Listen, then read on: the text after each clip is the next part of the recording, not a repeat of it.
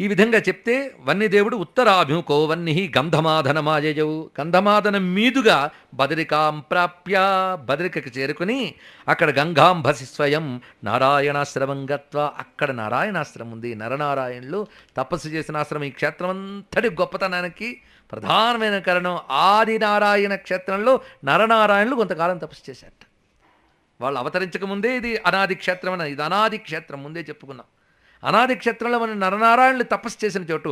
మామూలుగా ఒక మహాత్ముడు తపస్సు చేస్తేనే అతని తప ప్రభావం చేత ఆ క్షేత్రం కొన్ని యుగాల కాలం మహిమ పొందుతుంది. అలా నరనారాయణులు తపస్సు చేసినటువంటి గొప్ప స్థలం ఇది. కనుక ఎన్ని యుగాలైనా ఆ తపస్సు శక్తి ఇక్కడ అది కలియుగంలో తపస్సుకి, ధర్మానికి, జ్ఞానానికి ప్రొటెక్టెడ్ ఏరియా అన్నమాట. అంటే రక్షణ స్థలం. సాధన